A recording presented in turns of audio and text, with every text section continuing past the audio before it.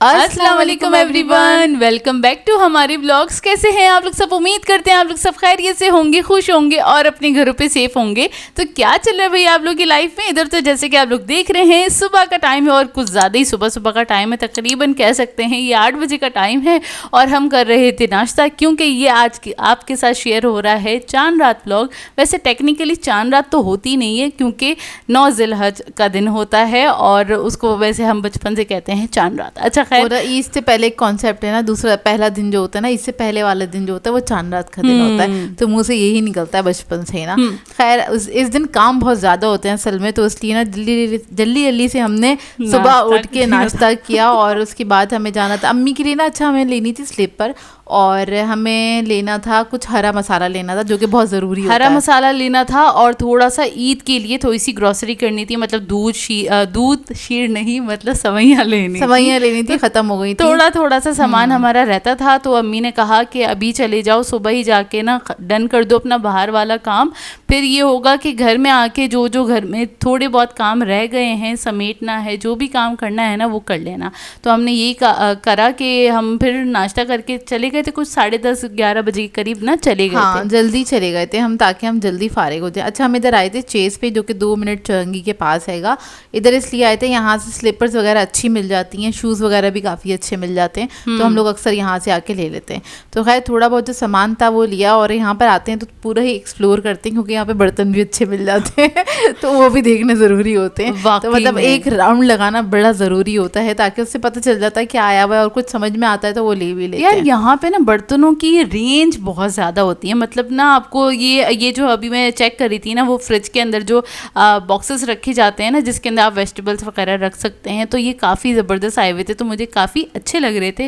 मैंने बोला नहीं, अभी अम्मी के साथ आएंगे ना तब ले सकते हैं। ये वाला सारा सामान जो होता है ना, ये मम्मी के साथ ही लेते हैं, क्योंकि बिल उन्होंने देना होता है, इसलिए हाँ हम लेंगे तो हमें देना पड़ेगा, तो हम कहते नहीं ये हम अम्मी के साथ ही लेंगे ना, इसलिए हम लेते नहीं। हम सिर्फ अपने मतलब की चिप्स वगैरह, कोल्ड ड्रिंक्स, ये वाली चीज़ें ले लेते हैं जो हमारे मतलब का सामान होता है। हमारी जो भी शॉपिंग थी वो हो गई थी और उसके बाद फिर हमें निकलना था घर के लिए, तो घर के लिए निकल गए थे। अच्छा, मौसम ना वैसे तो थोड़ा सा खुशगवार लग रहा था, जैसे कि आप लोगों को लग रहा है, ऐसे देखने में लग रहा था, लेकिन इतना शदीद हब्स था, ओ माय गॉड, मतलब सांस नहीं आ रहा था, बहुत ज़्यादा हब्स था। और तकरीबन हम 12 बजे तक ना फारिग होके घर पे पहुँच गए थे ना, और जब तक ना काफ़ी ज़्यादा ना हब्स हुआ था, जबकि धूप नहीं निकली हुई थी, लेकिन फिर भी हफ्ता अच्छा खासा ना।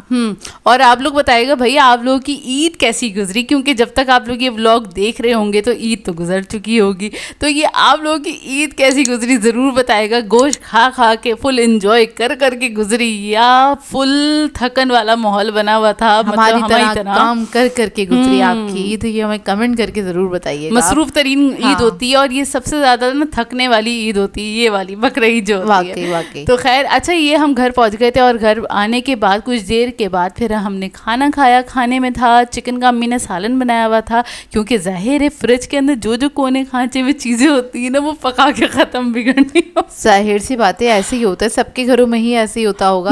तो खैर अम्मी ने चिकन का सालन बना लिया था और खाना खाने के बाद हमें ये था कि हम अपनी मेड के आने से पहले ना थोड़ी सी सफाई कर लें। अच्छा, सफाई हमें कुछ ज़्यादा करनी नहीं थी, क्योंकि हम कर चुके थे थोड़े दिन पहले ही, मतलब कुछ 10-15 दिन पहले ही करी थी, तो हमने कहा हल्का सा एक हाथ मार लेते हैं, मतलब कोई भी जाला ना हो, कोई इधर उधर जाला बन जाते हैं, क्योंकि जाहिर सी बात है जो भी थोड़े बहुत थे, पूरा घर तो नहीं साफ किया, लेकिन जहाँ हमें दिखे बस हमने उसी को ही हटा दिया था। और बस ये वाले रूम में ज़्यादा थे, पता नहीं क्यों पता नहीं क्यों थे। अच्छा खैर, इसको ना क्लीन कर लिया था और मेड के आने से पहले यूं क्लीन कर लिया था, थोड़ी सी हमने चालाकी की, क्योंकि ना फिर हमें झाड़ू और पोछा नहीं लगाना पड़े।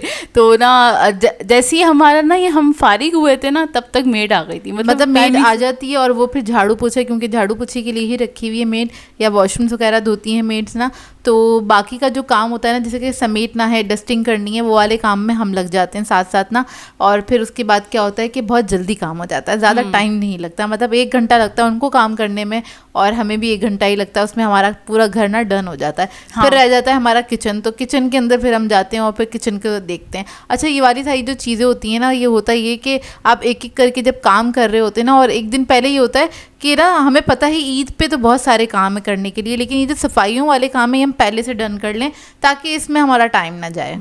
ये होता है। अच्छा, ये सफाई वगैरह हो गई थी, पूरे घर की हो गई थी, उसके बाद हम सो गए थे क्योंकि हम थके हुए थे, सुबह से उठे हुए थे। और उसके बाद फिर सोकर जब उठे तो फिर हमने चाय और बिस्किट एंजॉय किया। उसके बाद फिर से हम चले गए थे किचन में कि ये था कि ना चूल्हा वगैरह साफ़ हो जाए और जो जितना स्लेब वगैरह है ना वो पूरा क्लीन करके समेट के रख दें। असल में इस पे ना होता ये है कि जब हम लोग अपना काम वगैरह कर रहे होते हैं ना, तो मेरे कुछ कुछ बर्तन ना किचन में इधर उधर रखे होते हैं और अम्मी मेरे ऊपर चीखती रहती हैं, मारी अपने बर्तन रख दो, क्योंकि मैं अपने बर्तन अलग जगह पे रखती हूँ, किचन में नहीं रखती हूँ। तो मेरे जितने भी प्लेटर्स वगैरह होते हैं वो रखे होते हैं किचन में, उसकी वजह से किचन थोड़ा फैला हुआ दिख रहा होता है ना, दिखने में लग रहा होता है फैला हुआ, लेकिन वो सारे धुले हुए ही रखे हुए होते हैं। और मैं अम्मी से कहती हूँ अच्छा अम्मी मैं रख दूँगी। और फिर ये होता है कि यार अच्छा या ईद है या कोई आने वाला है या फिर संडे है, तो बस ये होता है कि जल्दी से जाओ जाके किचन वगैरह को समेट दो, बुरा लग रहा है। तो बस ये वाला काम चल रहा था और मैंने अपने सारे बर्तन वगैरह समेटे, दो यानी जल्दी से स्लेब वगैरह साफ़ किए। और ये जो हमने शीट्स बिछाई थी ना, इसको तकरीबन 6 महीने होने वाले हैं और अभी तक ये नहीं निकली हैं शीट्स ना, और इसमें क्रैक भी नहीं आया। इवन ना होता है ना कि छुरी लग गई और वो पूरा का पूरा शीट निकल के फट के आ गई हाथ में, तो ऐसे बिल्कुल भी नहीं हुआ। हमें बड़ी सेटिस्फेक्शन हुई क्योंकि काफ़ी सारे लोगों ने हमें डराया था कि ना ये जो आपने शीट लगाई है ना ये तो फट जाएंगी, और स्पेशली वहाँ से फट जाएंगी जहाँ पे वो बेसन जो बेसन होता है ना किचन का, जहाँ पे लगा हुआ है ना वहाँ पे पानी का काम जाहिर सी बातें होता है वहाँ से भी निकल जाएगी, लेकिन ये वहाँ से भी नहीं निकली है और अच्छी खासी चल गई है। क्योंकि ये बात हम इसलिए शेयर करें क्योंकि काफ़ी सारे लोगों ने कहा था ये आपकी 1 महीने के अंदर ही देखिएगा ऐसी की तैसी हो जाएगी, लेकिन नहीं हुई जी, नहीं हुई। 6 महीने हो चुके। हाँ, यहाँ पर ये दाल बन रही थी। अच्छा, ये दाल वो रहेगी जो मूंग पुलाव मैंने बनाया था ना, उसमें से दाल मैंने थोड़ी सी बचाई थी, तकरीबन 2 कप के बराबर बॉईल हुई हुई ना, तो वो भी रखी हुई थी। तो फ्रीज़र तो खाली करना ही था, तो मैंने अम्मी से कहा अम्मी यही दाल बना लें और कुछ ना बनाए ना, क्योंकि फिर नेक्स्ट डे तो आपको पता चलाना नहीं है, इसको बना के बस अभी ख़त्म करें। तो अम्मी ने कहा चलो ठीक है। तो अम्मी ने क्या करा था, दाल तो बॉईल हुई हुई थी, तो उसके अंदर अम्मी ने लाल मिर्ची, नमक और हल्दी ऐड करके उसको बस एक बार बॉईल कर लिया था अच्छी तरीके से, और उसके बाद मैंने इसको ब्लेंड कर लिया था, मतलब पीस लिया था, क्योंकि वो साबुत मूंग था ना इसलिए। और क्या कहते हैं, यहाँ पर अम्मी बना रही हैं तड़का इंडियन स्टाइल में, क्योंकि अम्मी बहुत सारे इंडियन ब्लॉगर्स को देखती हैं और वो देखने का थोड़ा थोड़ा फ़ायदा ये होने लगा है, तो खाने की रेसिपीज थोड़ी सी चेंज होने लगी हैं। इंडियन ब्लॉगर्स को देखने का थोड़ा फ़ायदा हो रहा है, कुछ तो फ़ायदा हो रहा है। तो ना खैर हमें मज़ा आ रहा है, लेकिन कुछ चेंज बनता है तो फिर हमें मज़ा आता है कि अच्छा यार ये रूटीन से हट के कोई चीज़ बन गई है। अच्छा खैर, यहाँ पे तड़के पे अम्मी ने क्या किया था, सिर्फ तेल लिया है, उसके अंदर थोड़ी सी प्याज ऐड करी थी, तकरीबन 1 डेली के बराबर, उसको फ्राई करने के लिए डाल दिया था अम्मी ने। उसके बाद अम्मी ने इसमें राई ऐड करी है तकरीबन 1.5 टीस्पून के बराबर, ज़ीरा ऐड किया 1 टेबलस्पून के बराबर। अब अम्मी इसके अंदर ऐड करने जा रही हैं आई थिंक हींग। हाँ, हींग ऐड कर दी है और तकरीबन ये 1/4 टीस्पून के बराबर ऐड की है। और ये वाली दाल में हींग ऐड करनी भी ज़रूरी थी क्योंकि बॉयल हुई भी रखी हुई थी और काफ़ी बादी हो जाती है, तो इस वजह से अम्मी ने हींग ऐड कर दी थी। और इसके बाद अम्मी ने इसके अंदर लहसुन, आई थिंक लहसुन डाला, हाँ लहसुन अदरक का पेस्ट ऐड किया है, क्योंकि अम्मी ने दाल में ऐड नहीं किया था, तो अम्मी ने कहा कि मैं लहसुन अदरक का पेस्ट ना मतलब बघार में ऐड करूँगी। तो बस ये ऐड कर दिया है। कड़ी पत्ता था नहीं इसलिए अम्मी ने ऐड नहीं किया। 1 अदद टमाटर ऐड कर दिया चॉप करके। बस इसको इतना पकाएंगे कि ना टमाटर जो है ना थोड़ी सी सॉफ्ट हो जाए। थोड़ी सी हरी मिर्चें ऐड कर दी हैं। वैसे आइडियली इसके अंदर लाल मिर्चें, हल्दी वगैरह भी डाल देनी चाहिए थी, लेकिन अम्मी वो ऐड कर चुकी थी दाल के अंदर। वही ना एक पुरानी आदत होती है कि दाल चढ़ानी है तो उसमें यही सारी चीज़ें ऐड करनी है, वो अम्मी कर चुकी थी।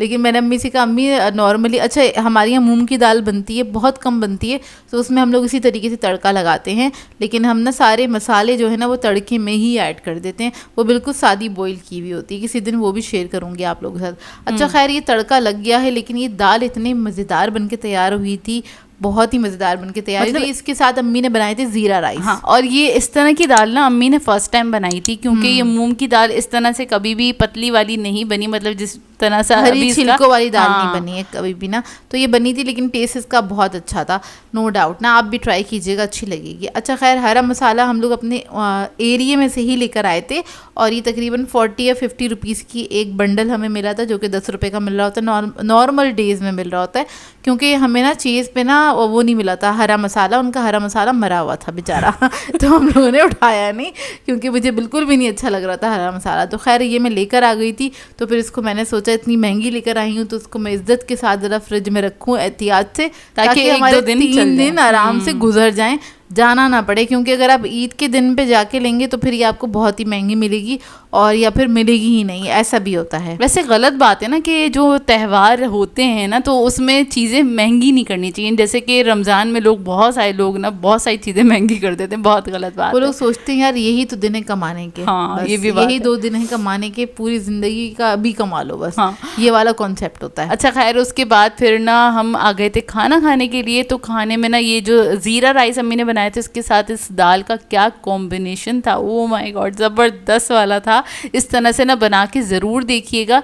मतलब इतनी क्विक बन के तैयार हुई थी, इसमें कुछ भी झंझट नहीं थी और बहुत बेहतरीन बनी क्विक थी। इसलिए बनी थी क्योंकि बॉईल हुई हुई थी। हाँ, अगर ये भी बॉईल था। नहीं हुई हुई होती तो जाहिर सी बात है आधा घंटा या 45 मिनट तो लगते ही लगते हैं दाल को भी पकने में। मतलब पकाता चूल्हा है, चढ़ाने में आपको 5 मिनट लगेंगे, लेकिन इतना टाइम तो लगता ही लगता हाँ, है। गलने में टाइम हाँ, लगता है। बिल्कुल। अच्छा खैर, उसके बाद खाना वाना खाने के बाद फिर मैं आ गई थी चूल्हा साफ़ करने के लिए। मैंने बोला खाली यही चीज़ रह गई है साफ़ करने वाली, क्योंकि मैं वेट कर रही थी कि खाना डन हो जाए ना, उसके बाद फिर मैं चूल्हा ठंडा जब हो जाएगा उसके बाद साफ़ कर दूँगी, ताकि पूरा का पूरा किचन भी क्लीन हो जाए।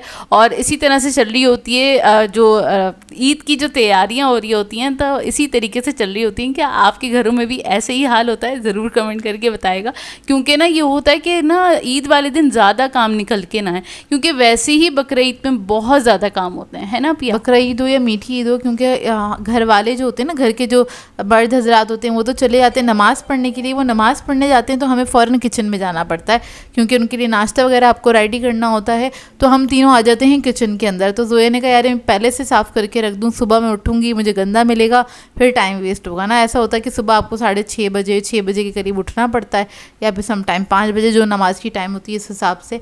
तो खैर ये जोया ने रात में ही कर लिया था, ताकि ये है कि रात में ही कुछ काम हमारे डन हो जाए, सुबह में ज़्यादा बर्डन ना हो, क्योंकि सुबह से ही आपने किचन में ही खड़े रहना है। और उसके बाद फिर मुझे करना था, मैंने सोचा था मैं शीर का ना जो मसाला होता है ना वो बना के रख लूँगी। अच्छा, यहाँ पे जोया रिलैक्स होके पानी पी रही, क्योंकि जोया का काम हो गया था ख़त्म, और मैं साइड पे बना रही थी उसका मसाला, क्या कहते हैं, मेरा काम डन हो गया था। अब ये मसाला नहीं बना रही थी, अब ये शीर खुरमे के लिए नट्स कट कर रही थी। वही उसका मसाला, जैसे हरा मसाला नहीं बनाते हम लोग, हाँ। है ये वही बन रहा था। बस फ़र्क ये था इसमें बादाम पिस्ते कट रहे थे और छुआरे कट रहे थे। तो छुआरे मैंने काट के उसको धो के और मैंने टिश्यू पेपर पे फैला दिया था, ताकि वो थोड़े से ड्राई हो जाए, क्योंकि मैं फ्राई करके ऐड करती हूँ इसके अंदर, दूध में पका के नहीं ऐड करती हूँ। यहाँ पर बस मैं पिस्ते बादाम कट कर रही थी, फिर इसको मैं कवर करके फ्रिज में रख दूँगी, ताकि ये भी मुझे कटे हुए मिलेंगे, सुबह में टाइम वेस्ट नहीं होगा। तो ये वाले सारे काम हमारे चल रहे थे, और आई थिंक सभी के घरों में ये वाले काम चल रहे होते होंगे। हाँ, और ये होता है ना, अगर ईद वाले दिन ही निकाल के बैठो ना तो फिर ना वो बड़ी पैनिक मची हुई होती है कि ना नाश्ता तैयार नहीं हुआ ना। अच्छा, हमें जल्दी नहीं होती है, ये जो नमाज पढ़ के लोग आ जाते हैं और फिर ये लोग देखते हैं और से अभी तक कुछ तैयार क्यों नहीं हुआ, तो फिर हमें ज़्यादा पैनिक कर देते हैं ये लोग कि यार नाश्ता नाश्ता नाश्ता, तो फिर हम पहले से तैयार रखना पड़ता है। हाँ, नहीं, अम्मी कहती हैं क्या मतलब है, हवा के घोड़े पे सवार है। चूल्हा पकाएगा, हम बैठ जाएंगे चूल्हे के ऊपर। किसकी अम्मी ये वाला डायलॉग बोलती हैं? क्योंकि अम्मी तो हमेशा जब अब्बू ना पैनिक मचाते हैं ना, बहुत ज़्यादा वो इरिटेट करते हैं ना, अम्मी को तंग करते हैं ख़ास तौर पे, तो ना अम्मी बोलती है चूल्हे पे मैं बैठ जाऊँ, बता दें चूल्हे पे मैं बैठ जाऊँ। हाँ, अम्मी ऐसी बोलती हैं अब्बू को, और कहती हैं यार चूल्हा पकाएगा, चढ़ा दिया है, अभी चाय में जोश नहीं आया, मतलब बॉईल नहीं आया, तो मैं क्या करूँ, उसमें आने में थोड़ा टाइम लगेगा, मतलब 10 मिनट तो लगते हैं ना चाय बनाने में। लेकिन अब्बू कहते हैं नहीं, बस मेरी आंखें खुली हैं, मैं बेड पे से उतरूं और चाय बस मेरे पास होनी चाहिए, मेरे सामने खड़ी होनी चाहिए। अम्मी कहती हैं वो कुछ ना आप नौकर रख ले अपने साथ, ताकि वो साथ साथ खड़े रहें, जी हुजूर सरकार यूँ करके बात करें आपसे। खैर ये तो चलती रहती है घर में। और यहाँ पर जोया लगा रही थी मेहंदी, और क्योंकि हम लोगों ने ईद पे भी मेहंदी नहीं लगाई थी, तो मैंने कहा यार प्लीज़ जोया अभी तो लगा दो मेहंदी। अच्छा, हम लोग ना नॉर्मली ऐसा होता है बकरीद में मेहंदी नहीं लगाते, क्योंकि इतना काम होता है, पानी का बार बार हाथ धोने होते हैं, गोश्त वगैरह बनाना होता है, आपको पता ही है, तो कलर ही हल्का हो जाता है, सारा कलर ही उतर जाता है, उसका बार बार हाथ धुलते हैं, क्योंकि अभी गोश्त उठाया है, उसको रखा है, गोश्त साफ़ करवाना होता है अम्मी के साथ बैठ के। कभी जोया और मैं कर रहे होते हैं, कभी अम्मी कर रही होती हैं, कभी अम्मी और वो बैठ के कर रहे होते हैं, क्योंकि हमारी आदत है हम सारा गोश्त वगैरह साफ़ करते हैं फिर रखते हैं, ऐसे ही नहीं रखते, गंदा उसको ना फ्रिज के अंदर गंदा रखने से स्मेल आ जाती है उसके अंदर। अच्छा खैर, तो हमारे लिए तो बहुत सारे काम होते हैं, तो ना मेहंदी हम इसलिए भी नहीं लगाते, लेकिन इस बार मैंने कहा कोई बात नहीं, लाइट होगी तो लगा दो, लेकिन ये है कि दिल चाह रहा था लगाने का, बहुत टाइम से नहीं लगाई थी मेहंदी। असल में हुआ ये था, मीठी ईद पे भी मैं लेकर आई थी, और आप लोगों को जैसे पता है हम लोग गए थे ईद वाले दिन ना, हमें जाना था पुरसे के लिए भी जाना था, तो फिर लगा ही नहीं पाए थे, और ऐसे ही कि पूरा डेज निकल गए थे, पूरे डेज निकल गए थे। एक हफ्ते बाद रियलाइज हुआ कि यार मैंने तो कौन मेहंदी ला के रखी, और फिर एक हफ्ते बाद लगानी नहीं चाहिए, क्योंकि फिर उसमें ना केमिकल वो बहुत ज़्यादा तेज हो जाते हैं। तो ना वो वैसी ये नॉर्मल मेहंदी भी ना हमारे हाथ पे बहुत ज़्यादा इरिटेट कर रही होती है, क्योंकि पता नहीं क्यों इतने केमिकल्स डालने लगे ये लोग ना।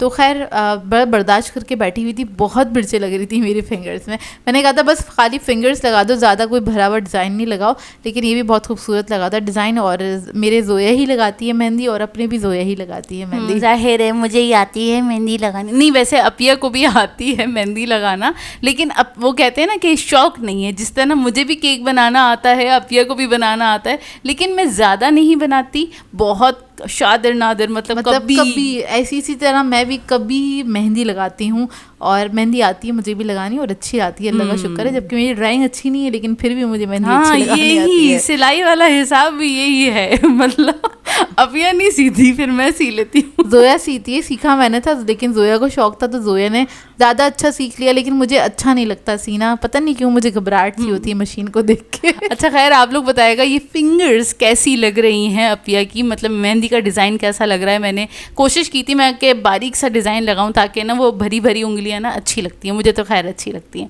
और मैंने नहीं लगाई थी मेहंदी, मैंने अपिया के बाद लगाई थी, जाहिर सी बात है अपिया फारिग हुई, उसी के बाद फिर मुझे चांस मिला लगाने का, और फिर मैंने थोड़ा सा आराम करके फिर मैंने मेहंदी अपने लगा ली थी। और फिर मिलेंगे आपसे नेक्स्ट व्लॉग में इंशाल्लाह, ईद वाले व्लॉग में। तो ईद का व्लॉग ज़रूर देखिएगा, बहुत मज़ेदार सा होने वाला है ईद का व्लॉग, तो ज़रूर देखिएगा। और बस इसी के साथ कर देंगे आज के व्लॉग को एंड। आप लोगों ने बताना है आज का व्लॉग कैसा लगा, अगर अच्छा लगे तो लाइक ज़रूर कीजिएगा, साथ साथ कमेंट करके ज़रूर बताइएगा, और अगर चैनल पे नए हैं तो चैनल को सब्सक्राइब करें, साथ साथ बेल आइकन को क्लिक करना नहीं भूलेगा। हम दोनों को अपनी दुआओं में याद रखिएगा। Thank you for watching. अल्लाह हाफिज़।